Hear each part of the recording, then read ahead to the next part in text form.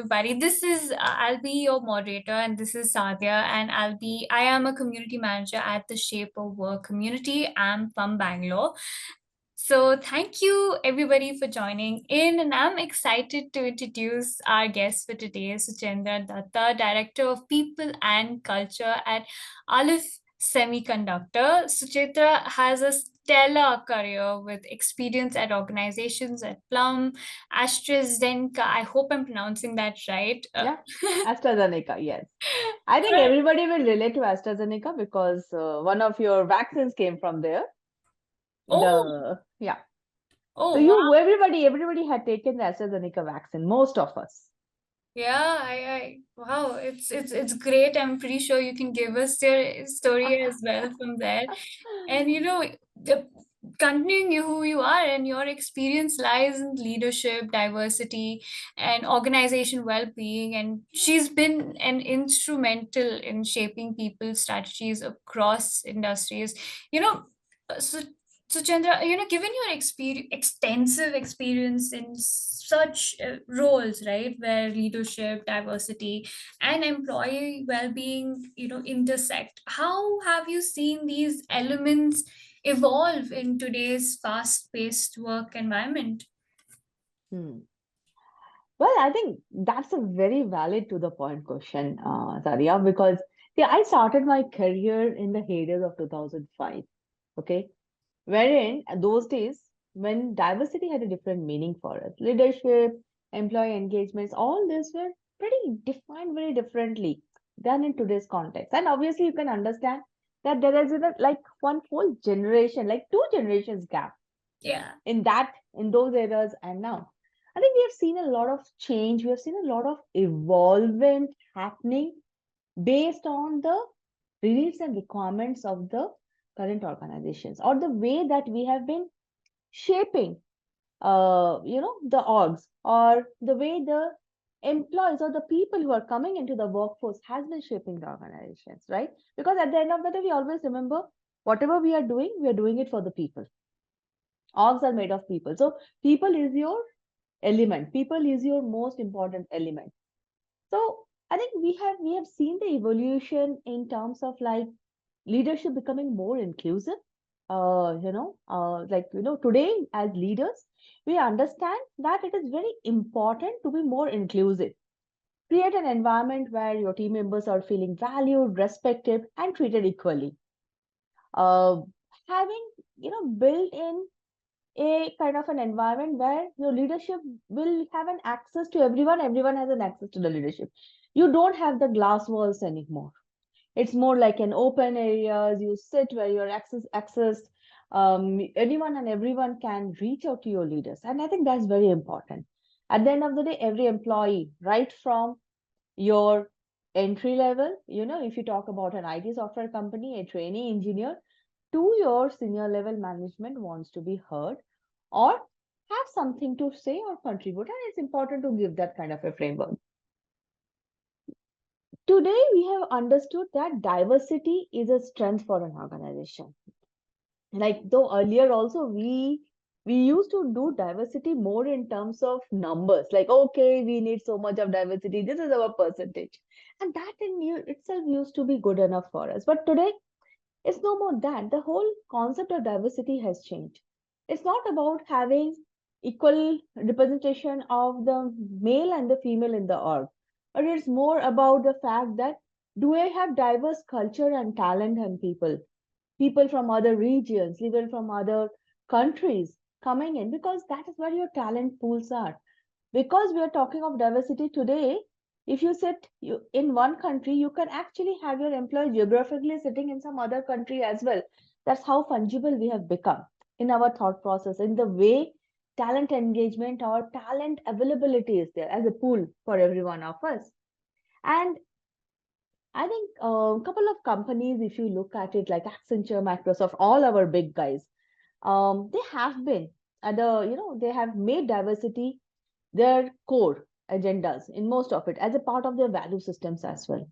So nowhere you would be seeing diversity as a part of value system in the previous 12 years, but now diversity, having a diverse, inclusive culture is a part of your value statements. A lot of org. We define ourselves as an inclusive, diverse organization. Uh, and I think one more important aspect that has changed, we have seen here now, is we are now creating our policies and practices which support this kind of visions. For example, if you look at it, most of the organization will be having a feedback systems. Like your appraisals are no more like, a year long affair and the end of the year. We have those quick check-ins to understand how an employee is doing, how your performance is happening. We are OKR driven nowadays, which means that you need to go ahead and review it at a very short periods of time. Giving instant feedback, giving instant recognitions, appreciating people, and also that brings us to having a continuous learning and development processes, right? At the end of the day, what is the use of having all of this if you're not able to develop your people, if you're not able to give them that learning bites, which will in turn ensure that you have that right set of productivity that you are expecting. You can't sit at the end of the year and then fill up, oh, okay, my IDP is this, right? Then you have to wait again the one whole year to actually implement an IDP for an employee. So as we have evolved, we have seen these changes. I think the last 20 years, I have seen these changes happening across organizations. Yeah, I mean, to really sum up what you mentioned, I can say that, we used to be defined by, quantity, that these are the numbers, these are, but now we're looking at quality, we're looking at the Absolutely. rewards, we're looking at the, have we achieved the goal or not? And that's how we have evolved, and that's a great evolution that we have come across. Now, based on your experience, right, have you Mhm. ever come across with any success stories that have really combined good mental health initiatives and made sure that there's a high performance team? Okay. So I don't have a story from my organizations as a perspective. But yes, I think couple of companies that like from my peers we have heard about them is like you know mental health when we talk about today. Even if you look at it, mental health. I remember when I was in AstraZeneca, we started for the first time the one-to-one mental health as an employee helpline. Mm, we used to monitor and see how many people are actually using it. I think people were very hesitant those days to kind of go even for those helplines. But shift 10 years down the line now. If an organization is not providing a mental health platform or any space for an employee to talk about, that is something that an organization or an employee is not even going to choose. You will not be able to get your future employees from the market. And and I think that's where the shift is happening. So there are a couple of the companies. I think recently there was a study or a pilot study done by KPMG, if you have read about that. Okay, so they did a check-in. They did a study wherein they did an energy check-ins. Okay, I think I read this. Karthik only had done a post on HR Brain Bookings about this case study, and I think I remember I read it there. Wherein they took a sample group of people, their employees, and they started doing a study in which the employees are asked, like, how are you feeling in terms like, what is the percentage amount of work are you doing as an overtime? Are you able to meet your work-life balance goals, etc. So there are quite a few parameters on which the questionnaire was based. And how they have evaluated is there was a baseline, and employees who were below the threshold were flagged to their managers for a conversation. Okay.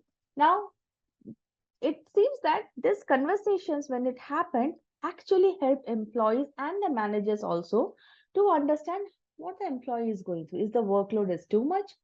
Is they need to do some adjustment? They need to take more leaves or go in maybe for take a break kind of a thing. You have not been taking too many breaks, and just bring them back into that focus wherein the org is saying, hey, I am trying to help you over here. And it is not like an HR initiative that HR, you have to go back and talk to your manager. The owner slide with the manager, the accountability. And I think that's important because at the end of the day, everything being brought to an HR table is not going to solve your problem, right? Who is the person who works closely with employees are the managers. The managers need to know and understand how their team members are feeling, how their team members are doing. And if you realize in a remote setup, that's pretty challenging because you don't get to see them, meet them, talk to them on a daily basis. Hence, it's very important that you have that kind of a setup. And today, with tech platforms, we can do that. There are so many HR tech products out there which help you do the checkings, feedbacks. I think when I was taking a demo of a product from Infido, I guess Amber, it had that kind of system wherein it will just flash you, how are you feeling today? If an employee is being honest about how they are feeling, that feedback can be taken and translated into the employee's motivations, employee's mental wellness. If there are some red flags, the chatbot will go in and ask more pertinent questions and get responses. It is not that there is somebody else, but they try and delve deeper into the employee psyche and kind of, brings out, if any, pain points to HR and to the management to talk about. I think companies, organizations which are large, which are not able to do individual touch points, should do this kind of, HR tech products and really implement and use them. It's not only about just a usage, but really actualize it and then turn those conversations into accountability with managers and can use improve productivity. See, at the end of it, if I know that there is somebody who really is interested in me, in my mental and physical well-being, I will work more. I will ensure I am taking accountability of my work and deliver on it rather than my manager coming and push it. So I think little bit of sensitivity, some amount of manager, learnings, manager trainings is need to be done, or anybody who is in that position wherein they need to drive work and get productivity. I think we need to kind of start curating proper L&D work, L&D topics for this set of managers. Or if I remember when we used to have new managers, we used to do a new manager orientation. Today, one more subject in new manager orientation will be how do you understand how what your employee or your team member is going through mental wellness, how do you keep a check on it, and how do you address those problems. Basically, again, if I have to close it in one word, get them to be more empathetic and to be more conscious. I agree with you, because there's a saying, right? People don't leave companies, people leave managers. Hmm, It's a very important saying, and it's sort of before it was money. Now the next generation, the Gen Zs also are like, no, we need a really good manager who can be a mentor. So there's a lot of stress on the manager to take care of the team's well-being. So true. and of course, you did mention that, doing surveys, collecting feedback, and it should not just be a HR's job to really figure it out. It's also the manager's job to take care about of their team. Speaking of that, right? Of course, you did mention some solutions, but there are there any practical solutions where managers can use this to balance their team's mental well-being and to match their own KPIs with supporting the team's mental health and development? See, I think this is again, it boils down to an organization in terms of like, how am I implementing it or enforcing it also in certain way. Data is always there whenever we do surveys, whenever we take in feedbacks and everything. Again, in one of my previous organizations, we used to have something called a manager feedback, and it used to be a very powerful tool for us. Now, that manager feedback kind of assesses managers in terms of how good as a manager they are, in terms of, are you a compassionate manager? Is the employees, your team members happy with you? Are you being too democratic, or are you being too autocratic in your way of working? And at the end of the day, they get points. Now, if there is a lot of red flags that we used to see in a manager's feedback, we used to sit down and have a chat with the manager at that point in time to understand, where are you going wrong? Why is your team so unhappy with you? Okay, it's not only that, and in doing the feedbacks, it will be all about organizations and peers and everyone. And that's supposed to be a very solid point for us, especially with new managers who are coming into the system. They have a different way of working outside, right? They need to understand also what this new organization is all about, or what our value systems are. How do we see our people? How do we want to engage with them? So, how we implement it through our managers and take the correct actions is a very important thing. And most of us, from the HR perspective, like HR BP who are aligned with them, we used to ensure that these are being followed. If there is any red flag, or any employee wherein some red flags are happening, we used to have deep conversations over there. At the end of the day, I think conversations are important. You can't only just derive on data, right? So having those interventional conversations with the manager, the employee, to ensure that points are being properly addressed. Now, now you ask, like, okay, is it always possible? Are there not any overlooking, and do we not overlook or any loopholes? There are. There are always possibilities there. Especially with larger organizations, it sometimes is very challenging to kind of have everything done in a very sequential manner. But smaller organization is definitely easier. But what I think we have done couple of them in the large, like in Astra, in Novozymes, we have done that. Even with Alif Semiconductor, we are a very handful of, like, even a small organization over here. Everyone knows everyone here. Like, I don't even have to sit for interventions and take a formal feedback to understand which employee is having what issues, or what is their problem, what is happening in their personal lives. Also, because we tend to kind of share, talk across, and ensure that all the leads and the managers are pretty much focused on two things. One is bringing an empathy to work. Okay, if there is any health issues or any concerns, because since it's a product organization, sometimes we tend to drive our people to work in a certain way. When the stress is too high, when the deliveries are too high, how flexible can we become? People are working weekends and all. How we can ensure that they take off after that, to ensure that they have their own personal breaks and family times as well.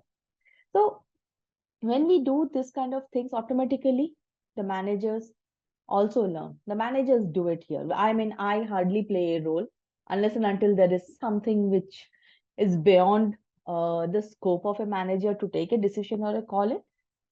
We step in and try to kind of mitigate those areas. I mean, So, I agree that one thing that I agree is that first you just got to talk. You just got to say I have a problem to your manager, and you just reach out first. And of course, people will help you out if you reach hmm, out and really speak about what you're going through. And now correct. when you say speaking about, right? I had Hmm, a follow-up question with that. It's about hmm, there is a rise of hybrid work spaces, right after COVID. I think everybody wants to work hybrid. So hmm, the same true. thing that you explained to us, that it how can we implement it into a hybrid work environment? See, it's the same challenge, right? In a hybrid Yeah. work environment, but there are two different aspects. One is a completely remote, and one is a hybrid.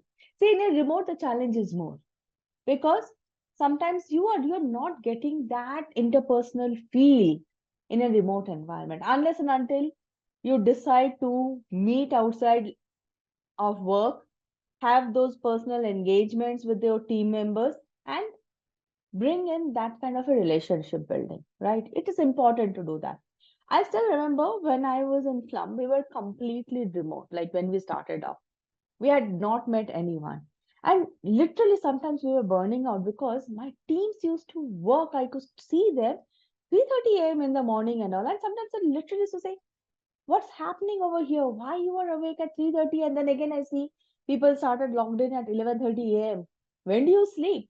Sometimes I think even that noticing in a remote environment and telling them, because we used to have Slack, like all our comms used to go over there, even flagging that to the manager. If I notice that, hey, you know what, is your team supposed to be logged in at 3:30 and solve any issues or anything? Why can't it wait for the morning time? What is the urgency? That in it, that simple flagging or just noticing those aspects gives people a lot of relief that hey, somebody is watching, somebody is noticing me, right? And if you're in hybrid, like hybrid, at least you get to meet. Make those office coming in days solid, right? It should not be only about work. It should be more about interpersonal conversations, do a skip level meeting, do what you need to do over here. I think another very important today, when we are like in the previous question, you had asked me about the KPIs of the managers. See, at the end of the day, nobody wants to derail their KPIs and objectives, right? As a manager, I have a target to meet by hook or by crook. Correct. Sometimes we overlook the human part of it. We feel that my achievement is kind of, based on my team's achievement. So I will drive my team to achieve the same, right? So how now I think of is like, how do I balance it? How do I ensure that the KPIs are solid? It is not loose, because at the end of it, I need to meet organizational goals. Because organization, at the end, they're all profit making, right? We have to look at the bottom line. My people will get me to the bottom line. Now, how do I transition all of this, right? Now, one is obviously we all look at traditional performance indicators and everything as a manager. Now, some of the other KPIs that I kind of indirectly spoke about was, what is the employee satisfaction with the manager over here? Can be in KPI. So ensuring that the manager keeps in focus that I need to ensure that I'm not putting or I'm expecting or stretching an employee more than what they can give. Because most of the time we do that. We have one person doing 1.5 or 2% tasks because we are not getting a budget. I mean, that's a fact. That's the truth. We keep on day in, day out working on employee manpowers and resource management and everything. But and that's a fact. But if you are doing that also, how do you reward them? Like even if you overwork a machine as well, right? Even in your flats, in your society buildings, if there are DGs are running, they will say we will switch on this DG for some time and run the other DG for some time. It's same. If you have ensured that you have done a lot of burnout for certain set of people working, switch on to some other resources or divide the work and resources so that not everybody feels burdened. End of the day, I have always seen that there are two champions in your office or in your team who take the most of the workload. And trust me, managers feel because they're taking the workload, they can deliver more and hence I can overload them more. But that's not something that needs to be done. They need to be cognizant of the fact, since they are my champions, I need to take extra care of them. I can't overload them, overburden them, but and ensure that productivity keeps on happening and their mental and physical well-being is maintained. I think these are kind of conversations and acknowledgement that needs to be done. Yeah, it's all again to notice who are your champions, and they need the extra care because they are overworking and they don't know if what's the Yeah, results going to be, absolutely. and rewarding Absolutely. them for not overworking but actually compensating for the effort they really put into, not rewarding True. overworkingness but putting the effort to See, appreciate the money work. money cannot ever be substitute for a bad health. Trust me. Yeah, Okay, if a person true. loses the health because of it or their mental well-being, however much you try to compensate them with a reward, with a payment will not. What will help is when you see that they are going towards that, even if the person is not aware, steer them away from it. I mean, I personally, I have had cases in our office here wherein we have seen somebody like that. They're not taking care of their health and all, and then we had to really forcefully tell them, sorry, you take time off. Mm. I had to tell the manager, I don't want to see that person in office for the next couple of days. Please ensure they have a time off. Otherwise, they will have a health issue. Yeah, that's brilliant of you to really notice and really see that, and it's very important to see that people are not machines. They're not meant for your, of course, there's this saying, right? The founder is working for his dream, and every person is just doing their job. So, Absolutely. there is this question from Karan, though, and Mm-hmm. this goes to everybody. Please drop in your questions in the chat or in the Q&A section. But there's a question which is very interesting. How to lead as a manager if you're someone who has been promoted internally, and your peers now are your reportee to the new Mm-hmm. manager, and at times the relationship of member are not turned into manager reportee relation. How to deal with this? I think that that's a very practical thing. Yeah. Most of the time, there are scenarios, situations which happens wherein a person gets promoted and then starts leading their own team. And sometimes that I will be also in a dilemma. Like now, okay, how can I become a manager? Now, please understand what does the word manager actually mean, right? See, at the end of the day, manager has a responsibility. What is my responsibility? Is that I'm overseeing the delivery of certain tasks and everything. Along with the work, I have a people and team management responsibility, right? Which means that my team's capability, my team's efficiency, my team's output, my team's health, mental well being, and everything comes under my purview. Now, if you've already been part of the team, if you have been elevated to a role, and I really hope that you have already have set up a very good interpersonal relationships with your team members. I think that's very important. In today's world, as I said first, inclusive leadership is important. You have to lead by example. If you are expecting your people to do something, you need to lead by example, right? Then only other people will can look up to you and say, hey, you know what, I think this person is the right person to deal with or lead me as a manager. Managers can't get respect by virtue of position. That respect and admiration needs to be earned from the team. So there is always a little bit of hard work. How you develop yourself or what is your managerial style will decide that. So you have to find that out. What works best with my team members? Are they very friendly with me? Now, friendly means sometimes I have seen taking advantage. Hey, kal kar denge. I will do it tomorrow. Or you can take those advantage. But sometimes it is important that for me, I need to be firm enough to ensure that deliveries are on time, and the rest we can always have a conversation outside the work as friends as well. So building these interpersonal relationships, giving your team that confidence that you can lead them, guide them, and also keeping their best interest in the mind is how you may tackle your new role as a manager. Karan, I hope that answered your question very well. I do have wow, there are more questions coming in, but I want to Okay. get into my one Hmm. question before I get into the audience questions, right? Yeah.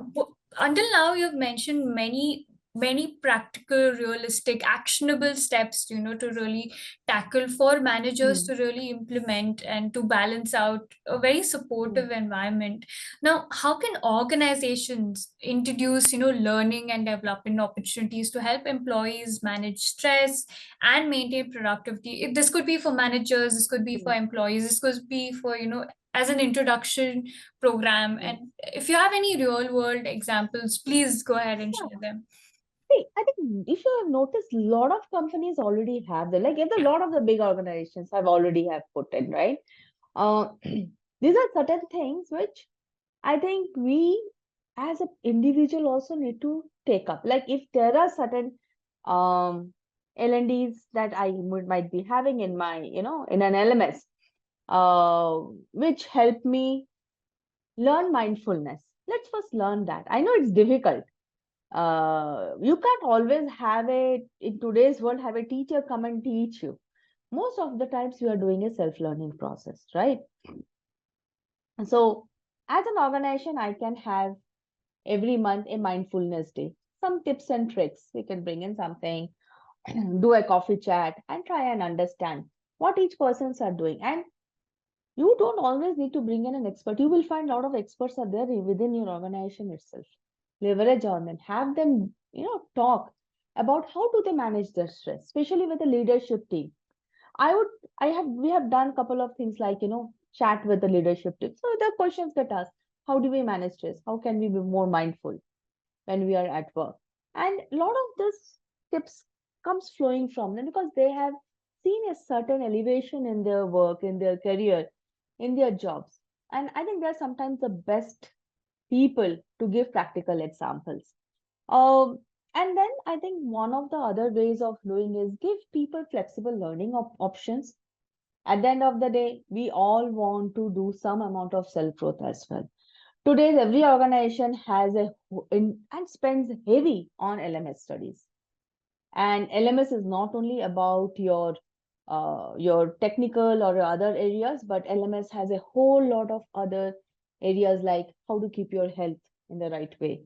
Okay, how do you keep your mental stability? How do you deal with stress? And like sometimes what we do over here is we have a very holistic programs, like we tie up with external set of people to come and do health checkups internally, just random, nothing much, just to give them that, hey, this is how your sugar, BP, or this is happening. And if there is something, we try and then address it to the people. Sometimes we need, I mean, to force people to say and go ahead and do a health check. That is the basic minimum thing that today any organization can expect their employees to do, and take steps accordingly. If you have noticed recently, we had a series of young people having heart attacks. Now, what is the reason of a 30 something having a heart attack? What That cannot be anything, right? But underlying, even doctors were very perplexed to understand there is no reason as such, because the person is perfectly fit, fine, healthy. Then what? Lot of studies were saying that there is a lot of underlying stress which sometimes can trigger this, but it is not evident. So I think it's important for a person to have knowledge of their own personal health. What are the parameters? How do I keep a check on it? Gone are the days where we do once in a year intensive, right? I personally do maybe a three checkups, blood checkups in a year, just to and ensure that all the parameters are on track, or if there is any deviation, everything. Do I need to kind of take any kind of prevention, basically? So I think organizations today are the kind of who have that kind of a bandwidth are doing that. We do basically over here. Then I think couple of other things that organizations have been doing is psychological safety. I think that's very important. Now we have spoken so much about everything, right? Now, without ensuring that there is a psychological safety that you build around your people, wherein they can openly communicate, openly learn in a supportive environment, none of your practices, none of your steps will be valid. They will not give you the result that you're looking for. So it's very important to create a psychological safety net with your manager. I think it starts with teaching your leadership how to do that, how to go about creating a safe air zone for your employees to share and open up. And I think I will talk in the last is about emotional intelligence training. Not many people are trained on understanding the EI factor. So, do a formal training to your people leadership to understand what emotional intelligence is all about. And I think once they understand their own emotional intelligence, they will be better equipped to handle other people in and around them. I mean, I think, that also answers Sana's question here in the Q&A section, where, what else that we can do, what else programs that we could do to our, Mm, to develop a really good balance and everything. mm, So, there's this one question that I'm actually very interested in knowing is, it's by Anup. Working in a manufacturing concern, mm. it's very difficult to build a close connect between blue collar workers and white collar officials. How can you close the gap in order to avoid labor unrest and agitation in future? Well, I did work for Astra, wherein we did have a set of blue collar workers, factory workers. I think you have to understand the basic need and mindset of a blue collar worker and what differentiates them from a white collar. It's very important as an HR. The blue collar workers, they are also human beings at the end of the day, but their intellectual needs are not so much as their basic needs to be met. Correct. Y- Can you, as a human being, not as an even HR, relate with them on that basis? I think what we had a very beautiful, thing with AZ was that in our manufacturing center, we had lunch for all, right? All workers and everything. Management, workers, we all used to sit together and share lunches. That in itself shows that you are not different from them. It's important to do an interpersonal connect, find ways to bridge that gap, interpersonal connect. Most of the blue collar companies or in manufacturing, they have a union, right?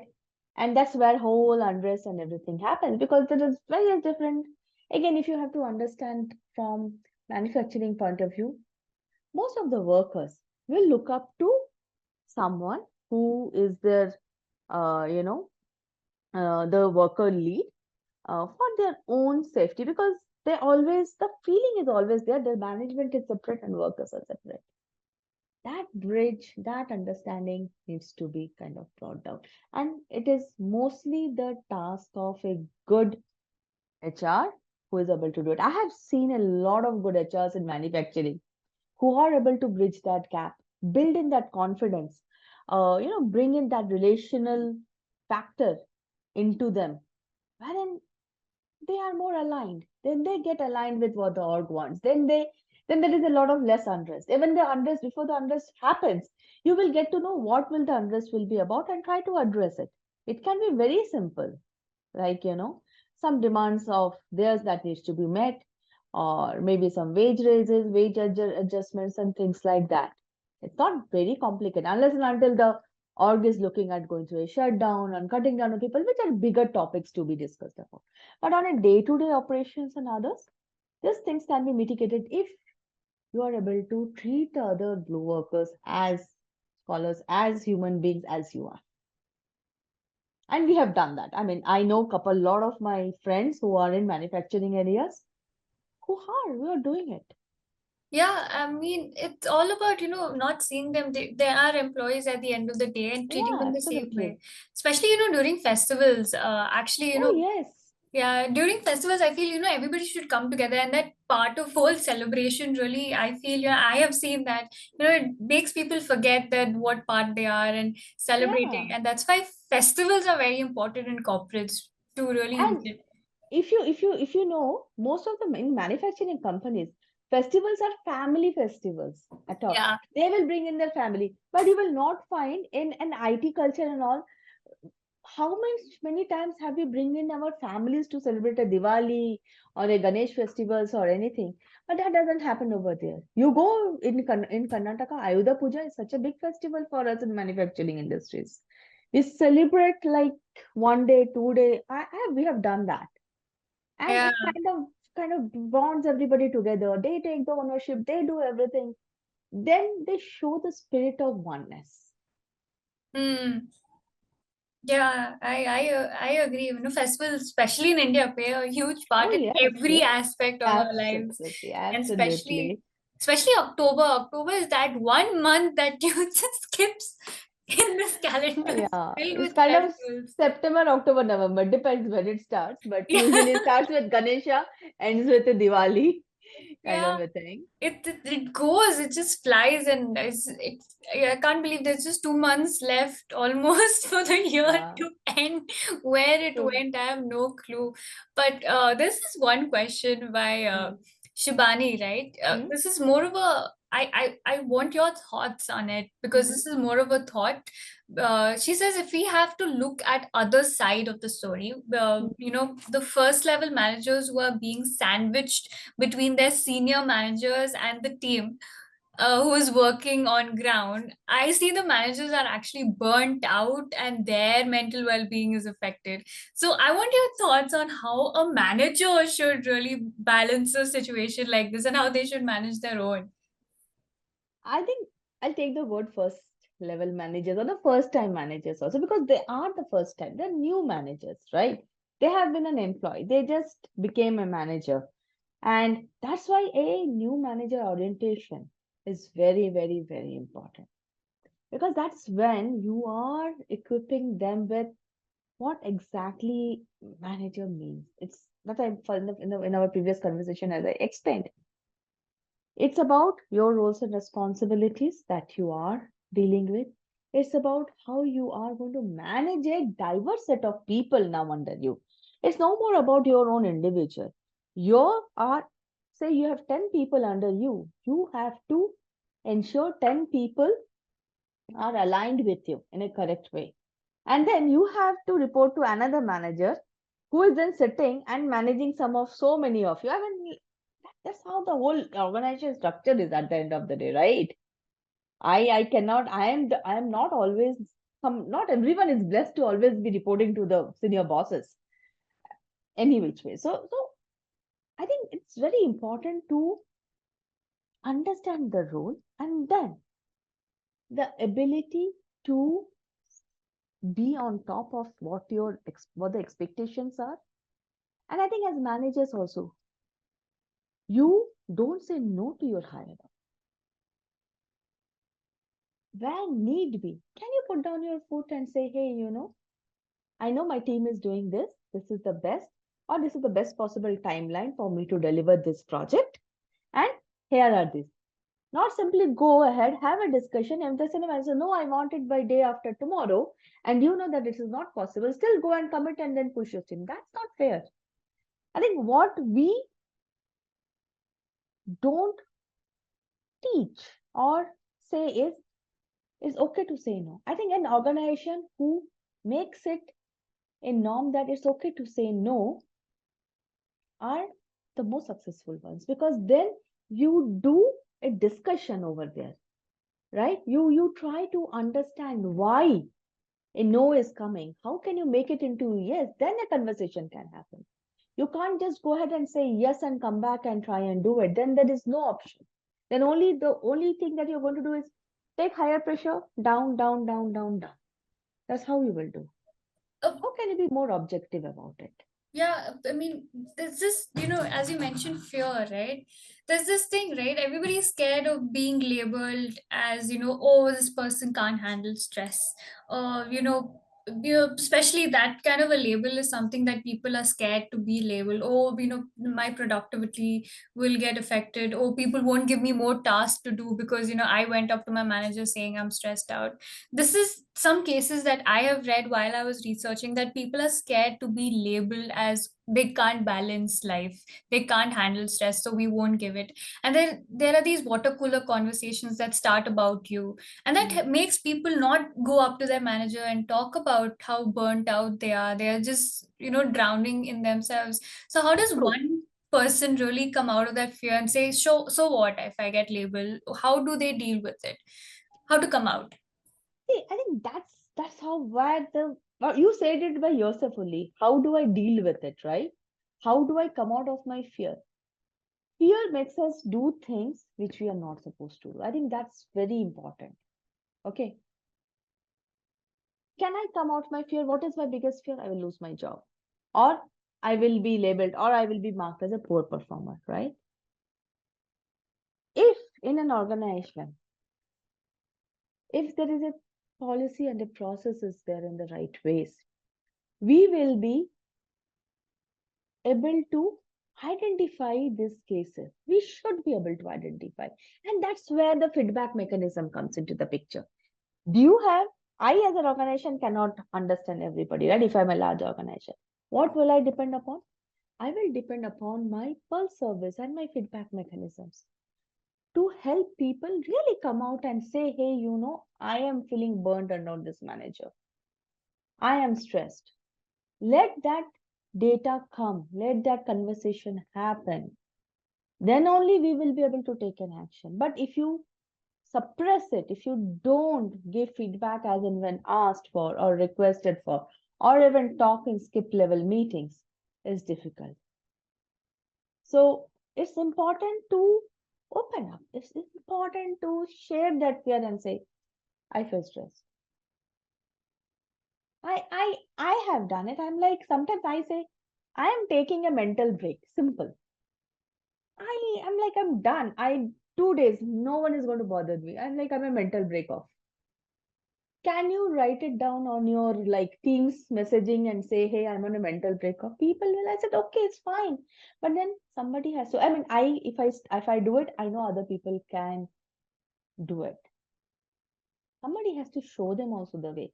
I think it's important for leaders and managers also to show that way. Because it's walk the talk. If I take the pressure and I pass on the pressure, then things will never change in an organization. Things will never change in a team. Somebody has to bring in that kind of a change. I mean, I agree. Managers should do it first. Let them do it and normalize that. Okay, you can do Yeah, these things. yeah.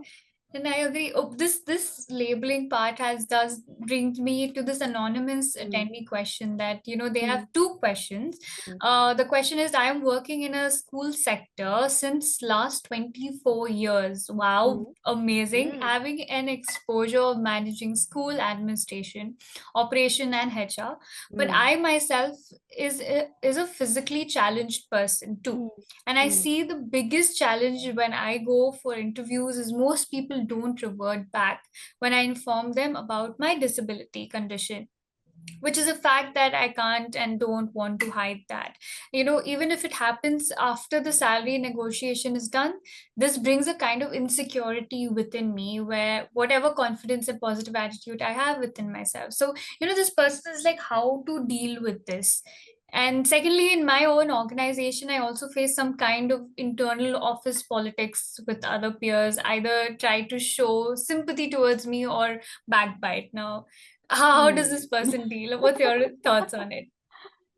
I think it's a very difficult situation to be in. See, Yeah, office politics is something, whether we want or not, it will be a part of our lives, right? Not every person is same. Not every person will think same. We cannot have it, right? I think the yeah. best way to deal is, despite everything, having that confidence in yourself. The self-confidence, the moment we have it, it shows through. Even if somebody is sympathizing with you, if you're strong, it will help, right? If I have faced situations in my erstwhile companies wherein my peers were against me or used to talk behind me, I always used to carry, it doesn't matter. I am not interested to listen to what their thoughts are. I am focused on what my job is. Am I doing it correct? Am I delivering or not? Irrespective. I think that's very important because please understand one thing. You are always an indispensable asset in the company. There is nothing can be more important than your own physical well-being and your mental health and the people who actually care for you, which are your family members mostly, right? If you have the right set of skills and learnings, you will always get some or the other opportunities which is right for you. Not all companies are right. I always believe in that. Even when I have exited some people, I've said, you may not have been the right person for us, or we are not right enough for you.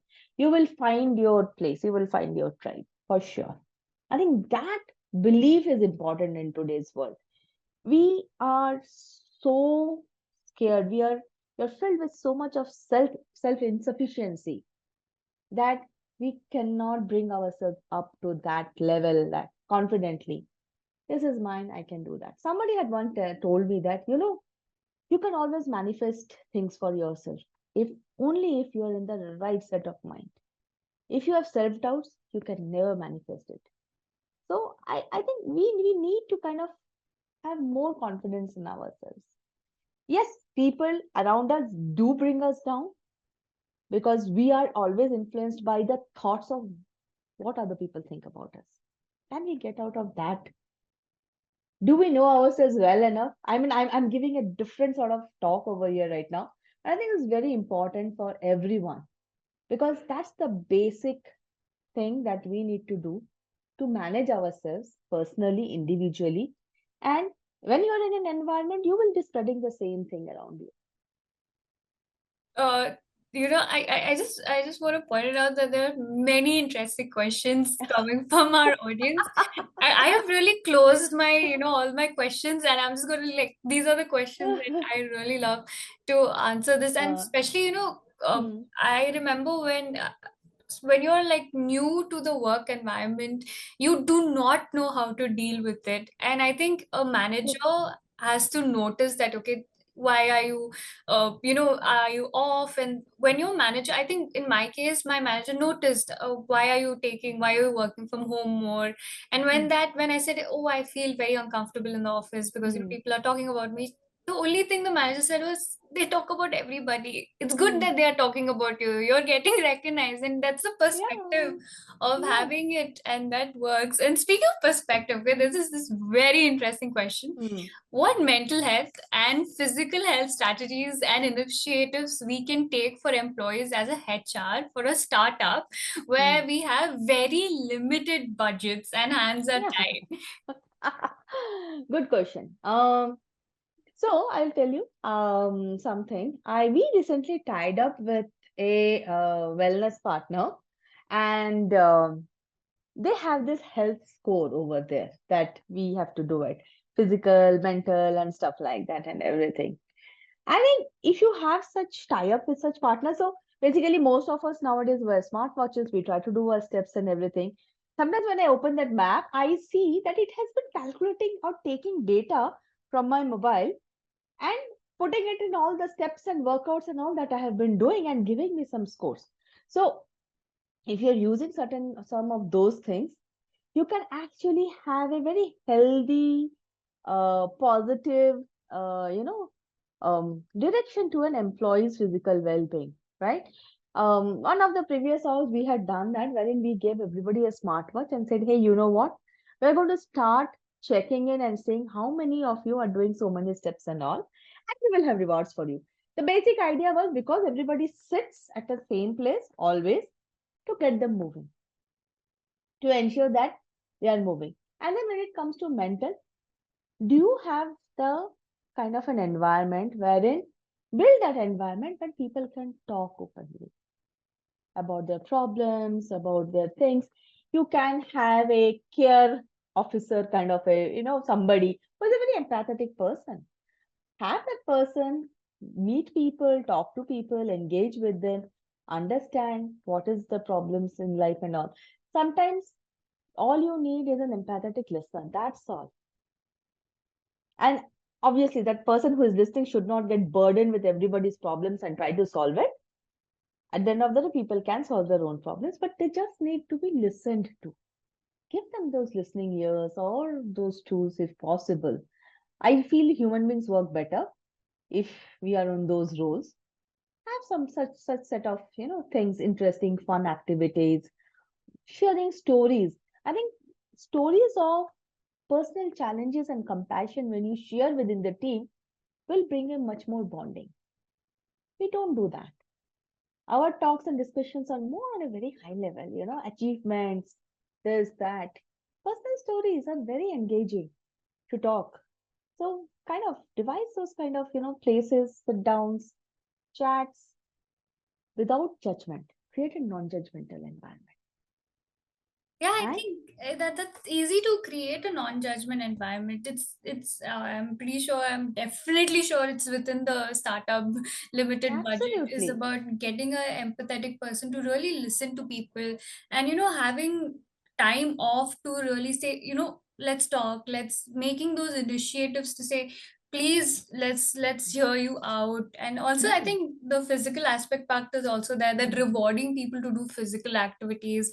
Having, I think, in my previous organization, one of the best thing was when they hosted badminton competitions. Oh, And it, absolutely. it is really helps because you are engaging, when people are a little stressed less, they have something more to talk about Hmm. than just the Hmm. job. And There are so many marathons nowadays happening in Bangalore. Yeah? Come on, take participate in them and encourage people yeah, who are runners and all. Simple. Take. I mean, I remember Plum. We used to. Our founders were very enthused, and we have enough teams ourselves. They used to go out for morning treks and all. They'll yeah, go, and it was beautiful, and that's something which was happening internally. But yeah, there are people who are participating, then it used to come on our slacks, motivate others. Saying that, yeah. hey, we did this, oh, we climbed so and so places, we did a cycling race or something like that. It is very much possible to build people, teams based on their interest. There will be cyclists, there will be runners, there will be trekkers, so many set of people. Physical, mental, both gets addressed over there. True, I agree with this. There's this question from Anup. Mm-hmm. I think this is my favorite question of the day. How to decipher what the boss is saying and what they really mean? Because the boss gives feedback in dad joke templates. Anup, amazing question. Really funny. Yeah, Bosses give feedback in bad joke template. I think it's a tricky one. yeah, See, I think it depends from person to person. First of all, how do you even decipher that they are giving a bad joke? I mean, I will not. I don't think I am going to understand it's a bad or a good joke. I will take it as a face value. Correct. But but I think we need to read between the lines. I mean, like if you know your boss very well, you will understand whether it has been given in joke or it's a very serious, passed on under sarcasm or under words. I think it is important to decipher, and maybe sometimes and you can't sometimes change people if your boss and again when you're working in a multi-generational organization, you will have there are people who have a different set of mindset, having a different way of working. You can't have them change overnight, right? But what is important is that if it's just something that is you find offensive, you might want to just maybe casually say it out or maybe jokingly even revert it back if you have developed that kind of a relationship with that person, right? And I don't see any other way because I don't want to kind of offend somebody who doesn't understand how to communicate. I think it's very important. I will keep my own place intact because, like, boss, I'm not going to communicate in this way. I will show you a better template to communicate. Maybe my response back will be much better than what, and then you will be really sitting and thinking, okay, really funny encounters make it more funnier so yeah. that the person understand that it was not so funny at all. Yeah, it's like playing Uno reverse with them. Like Yeah, yeah, either if they are absolutely. joking and you gotta joke Yeah, yeah, back, yeah. for them to really be like, okay, no, this is a conversation, and if they're really looking for a feedback, Hmm. and I feel a feedback should be Should be. constructive, and it Absolutely. should not be a joke. Definitely should not Yeah, be a and joke. we can definitely ask for it formally as well. Like, hey, you know Yeah, what? I think we did have that kind of a, interaction, but I really love to know what exactly you mean by that. yeah, Or think true. maybe in a Teams message or in an email or whichever way is convenient. But Yeah. more than verbally, maybe sometimes writing it down is makes it more pronounced. True. If actually that's a very good way, if someone's cracking too many jokes, you be like, you know what, how about you write it down for me what your actual feedback is so that I can Ah, refer to. And Anup, I hope we were able to answer your question. So we have another question. We have actually a few mm, more questions and we have mm, really less time as well. But mm-hmm, as a head of HR, taking care of three of HR and admin departments and three of tech group companies, mm-hmm, how and where do I draw the line? Since I am one, accountable for all the activities, and sometimes I feel burnt out due to too much work. Mm. Ask for more people. Yeah. Yeah, I mean, yeah, I read it and I felt like, are you okay? I just wanted to reach out Yeah, to Pragya and be like, are yeah. you okay? That's Yeah, I think the first thing is to understand, like, hey, you know what? I might need support. Figure yeah, out how you can need support, because see, sometimes we do handle a lot of portfolios, right? true, true. Especially in smaller organizations. There is no other option, because we are like burdened. I here also, like, we are a small organization. I don't have a very large team, so I end up handling a lot of things that I have never done before. I have never done real estate movements. Here I was like, okay, I have to shift office from one place to another. So getting into that entire real estate space was something new for me, but we did it, right? I think one very important thing is that figure out what is your priority, Yeah, and something that you feel needs some extra hands. Get some temporary support and all to do that. Because otherwise, if you are not able to prioritize and focus, you will always feel burnt out. yeah. Push things which is a little bit on the delay side, on the delay. It can be done later, or maybe I think it's very important when we deal with a lot of things on the plate to do a proper prioritization and keep on shifting things up and down. True. I mean, I hope, Pragya, one, you first do reach out and do get someone to help you out, and I hope, Chandra did help you out. There are a few. I think one of the last questions that I'll take Mhm, is from Neha. You remind me about my previous manager. Her working style is micromanager, and mhm. I micromanaging is like.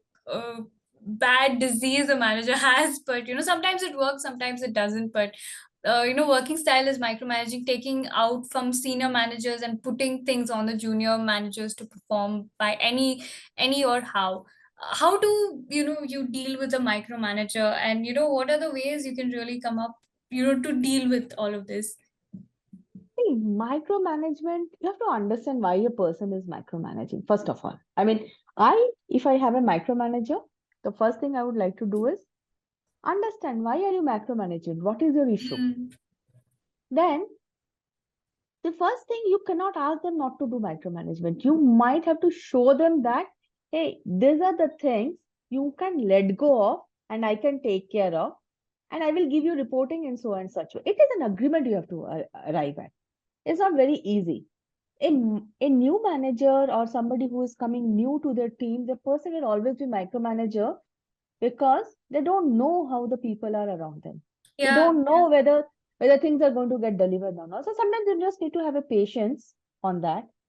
And then it is like almost doing an interaction and teaching, but then you cannot go ahead and offend and say that, hey, you are micromanaging. No way, you can't. Again, you, because you will create a disruption over there of a relationship.